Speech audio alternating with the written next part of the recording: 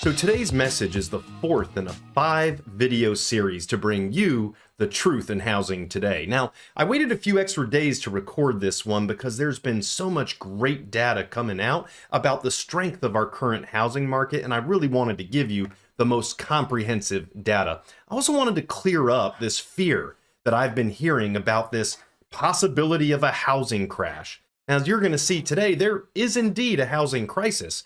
Just not a housing crash, and really that term shouldn't be used so loosely. It's not a normal cyclical part of our economy, like say a recession is.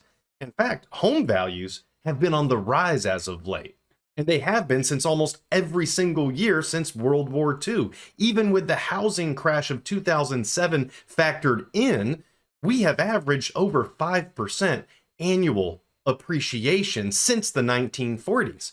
And that's really when the housing industry as we know it came to exist, when on the heels of the Great Depression, the National Housing Act gave birth to these government agencies that are still around today.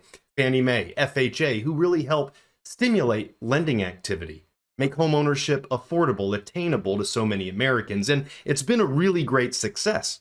In over 80 years, we've really only had one period where housing took a loss of any significance. Here, let me show you what I mean. Now, this chart tracks annual home value appreciation going all the way back 81 years. If housing was a boxer, this would be the record of a champion. And you can see how strong housing really came out throughout all these years, showing double-digit appreciation. And that was pretty high, inconsistent through the baby boomers era. There was a lot of construction being done, new household formations hitting the market, but it remained consistent.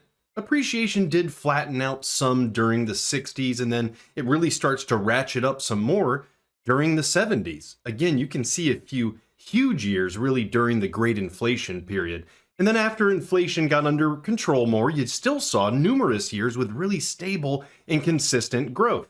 Now, it's even hard to call these couple of years a loss, kind of more split decisions. And then appreciation just keeps on going, jabbing all the way through the 90s. And then, of course, prior to the Great Recession, this string of high appreciation. And then, bang, housing gets knocked out. And for very good reason. Remember, during this time, the market moved away from more regulated lending practices. We really saw the ugly side of mortgage banking, and it led to a near global collapse in the financial system. But it ain't about how hard you get hit. It's about how hard you can get hit and keep moving forward. That's how winning is done, and that is what housing did. It came back strong. Bottom line, as history would show, if you bet against housing, you're kind of betting against the house. But what about the strength of our current housing market? Are we headed for another loss?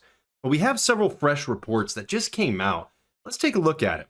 What you're looking at here is the Case-Shiller Home Price Index, which measures the change in value of single-family homes on a monthly basis.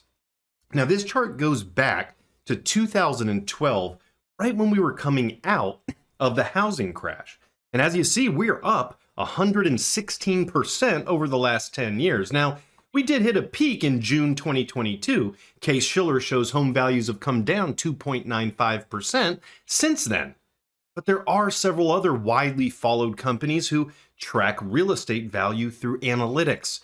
Companies like Black Knight, CoreLogic, or the Federal Housing Finance Authority, which only showed a 0.6% decrease since June. However, if we look at the most recent monthly data, which all report on a bit of a lag, we see Black Knight is up 0.2% in February, CoreLogic up 0.8% in February. FHA up 0.2% in its most recent report. Zillow showing almost a 1% increase in March. It appears housing is already on a rebound. Now let me tie in a slide from our first video in this series. You can see on this chart, interest rates doubled basically from March to November last year. So it makes perfect sense that values would have peaked in June because that was around when we saw this sharp rise in rates. And here in this highlighted section, we saw rates drop about 1%, and that caused home sales to increase in both of these months, with January surging 8.1%. the largest monthly gain in several years. And that was amidst the seasonality of winter, by the way. Again, this is just a reminder, interest rates and home values, they are connected. But really, you'd think with such a significant rate hike that values would have come down a lot more. So, the real question here is, how do rates effectively double and the housing market just shrug it off? Values were up almost 40% in the 2 years prior, and then we only had a 7 to 8 month lull, losing only 1 to 3% in value. What gives? Well, there's always new variables that can affect real estate, but one stable dynamic that always props up or brings down housing is the amount of available inventory, and that was a straw that broke the economy's back during the financial crisis. And it's still affecting housing inventory today, but let's go ahead and do a quick comparison between the current market and the housing crash. So this chart illustrates home inventory in the current marketplace, and it's really tight. A lot of people are scared about bubble conditions, but when you look back to where we were in a housing bubble, it certainly was problematic. There were over 4 million homes for sale, but today it's 980,000 homes for sale. We are in a very tight inventory environment, and what's not shown here, over 40% of those homes are currently under contract. They're off the market. You can't really buy those. Now, when we look at active listings, it's only 563,000. And when you increase buyer activity through lower interest rates, and that should happen as inflation comes down, there should once again be a lot of upside pressure to housing. So where is the inventory going? Well, understand, the Great Recession didn't only cause a foreclosure crisis, it led to a meltdown in construction. We're still feeling those effects today. As you see here, new building permits dropped about 70% from 2007 through 2009, and it stayed at really low levels for about 6 years. And that's a supply problem because houses don't last forever. We have to replace aging homes. Oh, and babies are still being born. As you see here, our population was around 303 million back in 2007. That's a demand problem because while inventory has dropped 75%, population has grown by 38 million people, and inventory gets stressed when there's less homes being built and more household formations being created. But another thing that the housing crash did was open the door for investors to expand their holdings in real estate at a historic discount. The opportunity to invest in real estate was especially attractive back then because home values had bottomed out and rates were also really low. This was a perfect environment for the real estate investor. If you look at this graph, you'll see the sharp rise in investor market share from the recession forward. The most recent existing home sale report showed the investor buying 18% of existing home sales. So almost 1 in every 5 homes is being bought by someone who doesn't need to live there. The growth of the investor market has certainly added to the imbalance on the demand side of the market. And again, could probably get worse if rates get below 5%. But lower rates are not all sunshine. You see, they also create a very difficult predicament for families to work through who already own a home. Because when rates go up, people either can't afford to move up into bigger homes or they just don't want to let go of their lower interest rates. See, here's a current chart that shows 99% of mortgages are secured by interest rates lower than today's rates. And 72% of those mortgages are under 4%.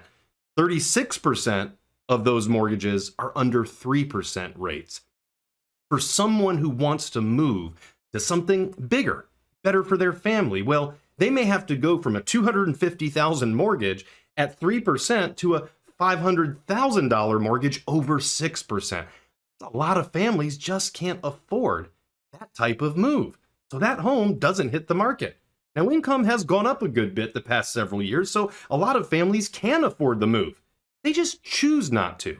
They get locked in to a less than desirable living situation because they're not willing to compromise their finances over a lifestyle decision, which is understandable.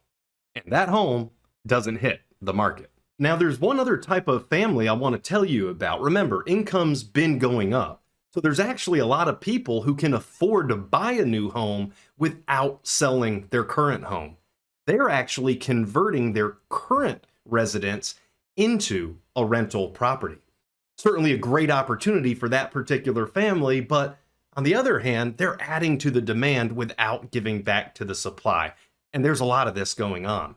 Again, the low prices of the post-recession era, the historically low rates of the pandemic era, they presented historic opportunities for real estate investors who are reaping the benefits, while others are paying the price. Again, do we have a housing crash coming? Well, what do you think? You're looking at the same data I am. And frankly, I don't see any of the variables that caused the housing crash of 2007. Rates doubled over the last year, and the real estate market was hardly affected. If that doesn't show signs of strength in the housing market, well, what does? Look, we don't have a housing crash. We do have a housing crisis, and one that possibly is not going anywhere anytime soon. No one really knows what's going to happen, but if history's any indication, well, I bet that housing continues to do what it's always done. It's just going to keep on going up in value because we simply don't have enough supply to feed the growing demand of people looking to build wealth through homeownership, like I know many of you are looking to do. So I encourage you, do not be discouraged. There is still an opportunity to win in today's housing market if that's what you're looking to do. So in our last video, we're going to finish strong. We're really going to get down to whether or not you should buy now or should you wait. It's a personal decision. So we're going to talk some strategy. How can you make this market work for you and the next one? I'm even going to share why high rates may be your friend. Sound crazy? Let me know if you still think so after you watch the next video. If you found value in today's message, please make sure you share it. Remember, everybody deserves the truth. Thank you for your time. I hope this helped.